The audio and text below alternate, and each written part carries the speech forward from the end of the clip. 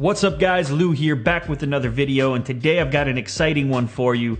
We are checking out the brand new Oppo R5, which, in case you haven't heard, is the thinnest phone on the planet, even thinner than the new iPhone 6. It has a 5.2-inch AMOLED screen, 1080p. It has a 13 megapixel rear camera and a 5 megapixel front.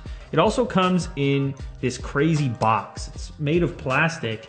And when I first got the larger shipping box, which actually came with two phones, you'll see the other one shortly, I was wondering why it weighed so much, but it's because Oppo uses these really cool plastic boxes, which are obviously going to protect your device and look pretty slick at the same time. Oh my goodness.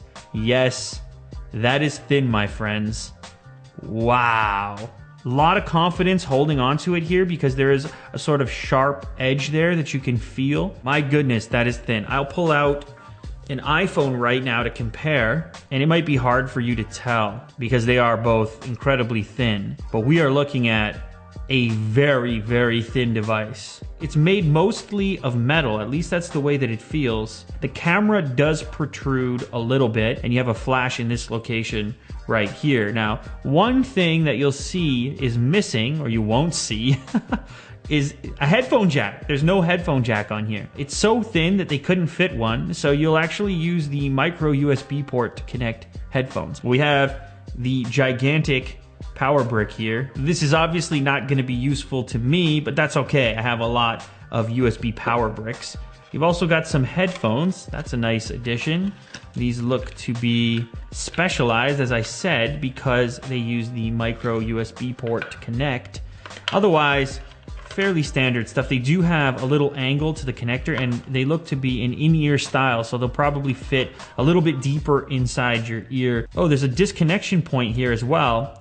So you can use them as regular headphones if you're not using them with this device, you know, a standard headphone jack. Otherwise, you go into this adapter here, and then you get the micro USB on the other end. Now, my thinking here is you could probably use whichever headphones you like as long as you're using this adapter. This is a very important adapter. Probably a good idea to not lose this, though you could likely get another one if you really needed to. Over here we have our SIM tool. This is, of course, for installing your SIM into the R5, and they've even included a case in here, a flip cover case. I don't normally use these style of cases. I like to have access to my device immediately, but if this is your thing, you have a flip style case with some information that will be displayed in this cutout here, this little frame. And lastly, you have a micro USB cable. This, of course, is going to be used to charge and sync the device. And I almost missed these little guys right here.